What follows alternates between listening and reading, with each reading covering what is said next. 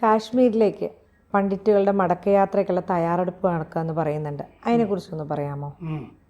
അതായത് മിർവായിസ് ഉമർ ഫറൂഖ്, അതായത് ഹുറിയത്തിൻ്റെ ചെയർമാനാണ്. അവിടെ ഹുറിയത്ത് 2 ചേരികളാണ്. അതിലൊരു ചേരിയുടെ ചെയർമാനാണ് മിർവായിസ് ഉമർ ഫറൂഖ്. പൊതുവെ മിതവാദിയായിട്ടാണ് അറിയപ്പെടുന്നത്. ഈ മിർവായിസ് ഉമർ ഫറൂഖിൻ്റെ നേതൃത്വത്തിൽ എല്ലാ വിഭാഗക്കാരും അടങ്ങിയ ഒരു കമ്മിറ്റി, ഈ ഫറൂഖായിരിക്കും അതിൻ്റെ നേതൃത്വത്തിൽ. പക്ഷേ പണ്ഡിറ്റുകളും സിഖുകാരും ഒക്കെ അടങ്ങിയ ഒരു കമ്മിറ്റി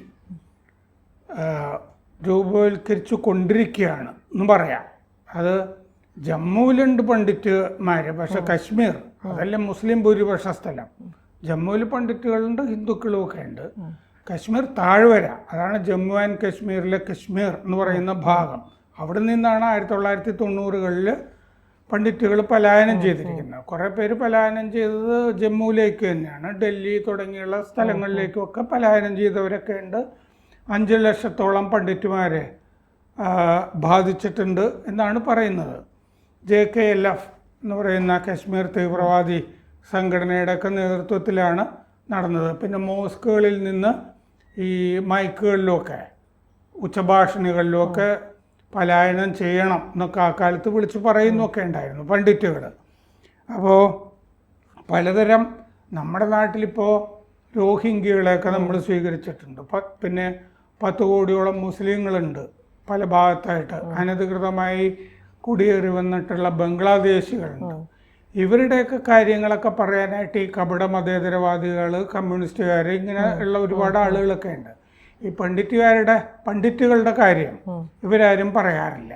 കാശ്മീരിൽ ഈ തീവ്രവാദത്തിൻ്റെ ഭാഗമായിട്ട് അവിടെ നിന്ന് ഹിന്ദുക്കൾക്ക് അവിടെ ഉണ്ടായ കെടുതികൾ, അതിനെപ്പറ്റിയൊന്നും സംസാരിക്കാറില്ല. ഇപ്പോൾ ഈ മിർവായിസ് ഉമർ ഫറൂഖ് നയിക്കുന്ന ഇന്റർഫെയ്ത്ത് കമ്മിറ്റി എന്നാണ് പറയുന്നത്. എന്ന് പറഞ്ഞാൽ എല്ലാ മതത്തിൽ നിന്നുള്ളത്. ഫെബ്രുവരി 1-ാം തീയതി, ഈ മാസം 1-ാം തീയതിയാണ് ഈ കമ്മിറ്റിയുടെ രൂപവൽക്കരണം നടന്നിരിക്കുന്നത്. പക്ഷേ കമ്മിറ്റിയിലെ മറ്റംഗങ്ങൾ ആരാണെന്നുള്ളത് ഇതുവരെ തീരുമാനിച്ചു വന്നിട്ടില്ല.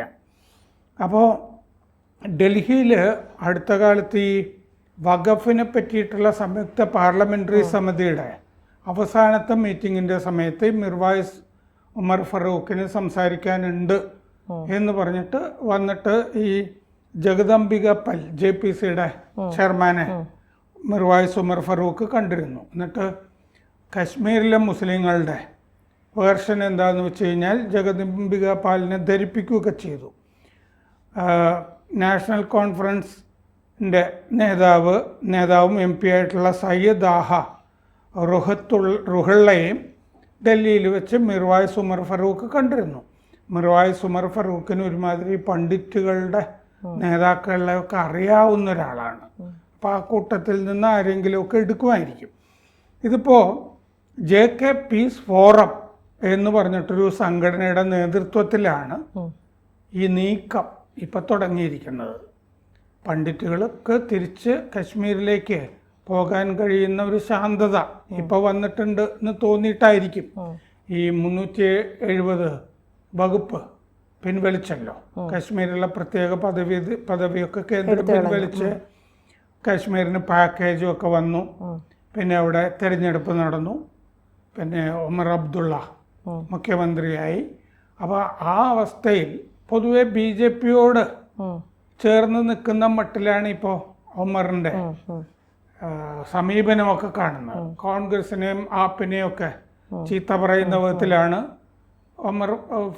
മറ്റേ അബ്ദുള്ളയുടെ സമീപനങ്ങളൊക്കെ ഇപ്പോൾ പൊതുവെ കാണുന്നത്. അപ്പോൾ അതുകൊണ്ട് ആയിരിക്കും ഇങ്ങനെ അതായത് സർക്കാരിൻ്റെ നേതൃത്വത്തിലല്ല മിർവായിസ് ഉമർ ഫറൂഖ് ഇപ്പോൾ ശ്രമിച്ചുകൊണ്ടിരിക്കുന്നത്. JK പീസ് ഫോറം എന്ന് പറഞ്ഞ സംഘടനയാണ് മിർവായിസ് ഉമർ ഫറൂഖിനെ രംഗത്തിറക്കിയിരിക്കുന്നത്. ഇപ്പോൾ പണ്ഡിറ്റുകളുടെ നേതാവ് സതീഷ് ഹൽദർ കഴിഞ്ഞ ദിവസം ഇതിനെപ്പറ്റി സംസാരിച്ചിരുന്നു. അപ്പോൾ അദ്ദേഹവുമായിട്ട് മിർവായിസ് ഉമർ ഫറൂഖ് കണ്ടിരുന്നതായിട്ടാണ് പറയുന്നത്. ഒരു 6 പോയിൻ്റ് ഒരു രേഖ, അവകാശ രേഖ എന്ന് പറയുന്ന ഒരു സംഗതി മിർവായിസ് ഉമർ ഫറൂഖ് ഉണ്ടാക്കിയതായിട്ട് റിപ്പോർട്ടുകളിൽ കാണുന്നുണ്ട്. അതിൽ പറയുന്നത് എന്താണെന്ന് വെച്ച് കഴിഞ്ഞാൽ ഈ സാംസ്കാരികവും ആയ സംസ്കൃതിയെ പറ്റിയൊക്കെ പറയുന്നുണ്ട്. കശ്മീരിലെ സംസ്കാരത്തിൻ്റെ അവിഭാജ്യ ഘടകമാണ് പണ്ഡിറ്റുകൾ എന്നൊക്കെ പറഞ്ഞിട്ട് ഇവർക്ക് ഇൻക്ലൂസീവ് ഡെസിഗ്നേറ്റഡ് കോളനീസ് ഉണ്ടാക്കുക എന്നാണ് പറയുന്നത്. എന്ന് പറയുമ്പോൾ ഈ പണ്ഡിറ്റുമാർ മാത്രമായിട്ട് ഒരു പ്രദേശത്ത് ഒരു കോളനിയിൽ അങ്ങനെ ആണല്ലോ സാധാരണയൊക്കെ ഉണ്ടാക്കാൻ ശ്രമിക്കുന്നത്, പണ്ഡിറ്റുമാരുടെ കോളനി എന്ന് പറഞ്ഞിട്ട് ഉണ്ടാക്കാം. പക്ഷെ അങ്ങനെയല്ലാതെ ഇൻക്ലൂസീവ് എന്ന് പറയുമ്പോൾ മറ്റ് നാനാജാതി മതസ്ഥർ വരെ ഉൾക്കൊള്ളുന്ന കോളനികളാണ് ഉണ്ടാക്കുക എന്നുള്ളതാണ് ആ പ്രധാനമായിട്ട് ഞാൻ 6 പോയിൻ്റ് ചാർട്ടറിൽ 6 പോയിൻ്റ് ചാർട്ടറിൽ പ്രധാനമായിട്ടും കണ്ടത്. ബാക്കിയൊക്കെ ഇങ്ങനത്തെ വർത്തമാനമാണ്. ഈ സാംസ്കാരിക രംഗത്തിൻ്റെ അവിഭാജ്യ ഘടകമാണ് പണ്ഡിറ്റുകൾ എന്നൊക്കെയുള്ള മട്ടിലാണ്.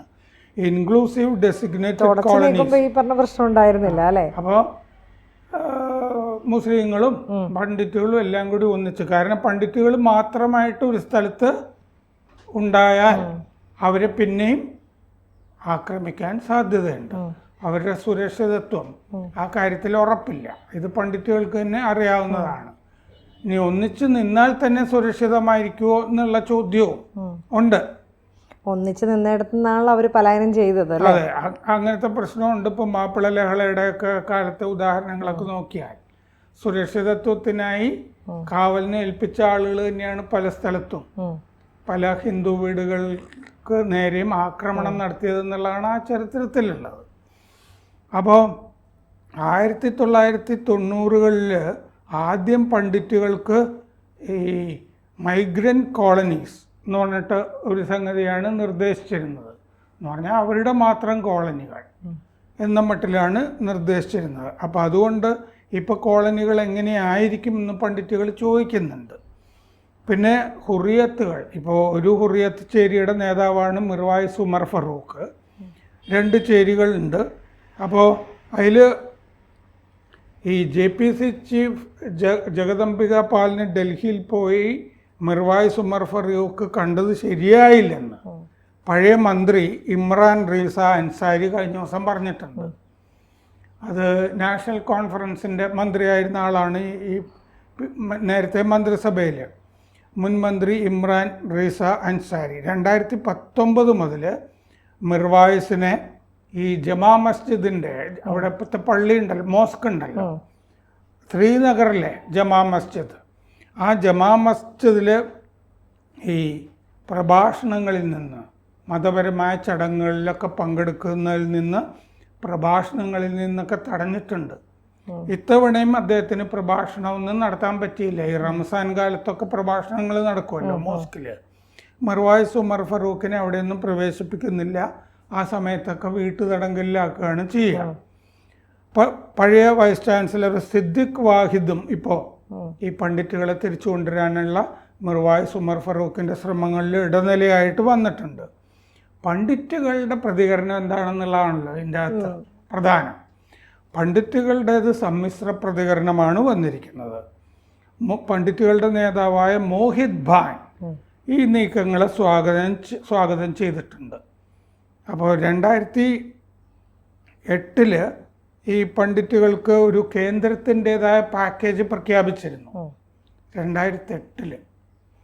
അപ്പോൾ ആ പാക്കേജിൽ പറഞ്ഞിരുന്നത് തിരിച്ചു പോകുന്ന പണ്ഡിറ്റുമാർക്ക് സർക്കാർ ജോലി കൊടുക്കും, വീട് കൊടുക്കും, പിന്നെ വിദ്യാഭ്യാസ സൗകര്യങ്ങൾ കുട്ടികൾക്ക് അതൊക്കെ ചെയ്തു കൊടുക്കും എന്നൊക്കെയാണ് പറഞ്ഞിരുന്നത്. പക്ഷേ ഈ തിരിച്ചുപോയ ഡൽഹിയിൽ നിന്നും ജമ്മുവിൽ നിന്നൊക്കെ തിരിച്ചുപോയ പണ്ഡിറ്റുകൾക്ക് പാർക്കാനുള്ള സ്ഥലമൊന്നും കിട്ടിയില്ല.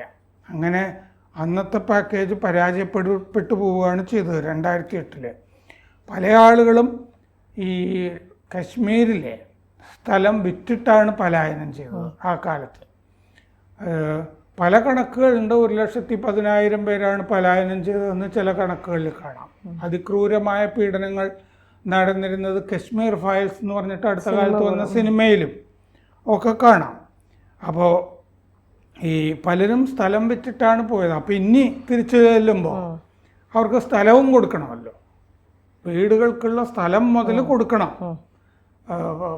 വിട്ടിട്ട് പോയ സ്ഥലങ്ങൾ പല സ്ഥലത്തും മറ്റവർ കൈയടക്കിയിട്ടൊക്കെ ഉണ്ടാവും, മറ്റു സമുദായങ്ങൾ മറ്റേ കൈയടക്കിയിട്ടുണ്ടാവും.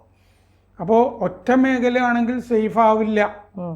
പണ്ഡിറ്റുകളെല്ലാം കൂടി കൂട്ടം ചേർത്ത് ഒരു സ്ഥലത്താണെങ്കിൽ അത് അപകടമായിരിക്കുന്നു പണ്ഡിറ്റുകൾക്കൊരു തോന്നലുണ്ട്. അതുപോലെ അത്യാവശ്യം വലിയ മിഡിൽ ക്ലാസ് ഒക്കെ ആയിരുന്ന അത്യാവശ്യം വലിപ്പമുള്ള വീടുകളാണ് അവർക്ക് ഉണ്ടായിരുന്നത്.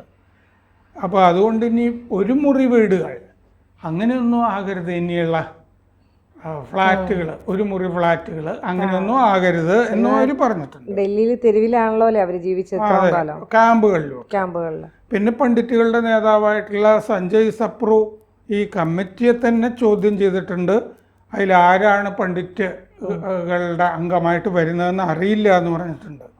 All India Kashmiri Samaj president Ravinder പണ്ഡിത പറഞ്ഞിട്ടുണ്ട് 36 കൊല്ലമായി പണ്ഡിറ്റുകളുടെ കാര്യമൊന്നും പരിഹരിച്ചിട്ടില്ല. പണ്ഡിറ്റുകളുടെ ഒരു പ്രതിനിധി സംഘത്തെ ഈ മിർവായിസ് ഉമർ ഫറൂഖിൻ്റെ കമ്മിറ്റി വിളിക്കട്ടെ, അപ്പം ഞങ്ങൾ പോയി ഞങ്ങളുടെ കാര്യങ്ങൾ സംസാരിക്കാം. ഇപ്പോൾ ഡൽഹിയിൽ നടന്ന പോലെ അടച്ചിട്ട മുറിയിലുള്ള 3-4 പേരുടെ ചർച്ച അങ്ങനെയൊന്നും പോരാ. പണ്ഡിറ്റുകൾ തിരഞ്ഞെടുക്കുന്ന ഒരു പ്രതിനിധി സംഘവുമായിട്ടുള്ള ചർച്ച വേണം. 5 ലക്ഷത്തോളം പണ്ഡിറ്റുകൾ ഇതും ഇങ്ങനെ പ്രശ്നബാധിതരാണ് എന്നാണ് അദ്ദേഹത്തിൻ്റെയും അഭിപ്രായം. അപ്പോൾ എന്തായാലും പണ്ഡിറ്റുകളുടെ കാര്യങ്ങൾ പരിഹരിക്കാനായിട്ട് അപ്പുറത്ത് നിന്ന് ഒരു ശ്രമം തുടങ്ങിയിരിക്കുന്നു. ഇതെവിടം വരെ ചെല്ലും എന്ന് നമുക്ക് നോക്കാം. കൂടുതൽ വാർത്തകളും വിശേഷങ്ങളും നിങ്ങളിലേക്ക് എത്താൻ ABC മലയാളം സബ്സ്ക്രൈബ് ചെയ്യുക, ബെൽ ബട്ടണും അമർത്തുക.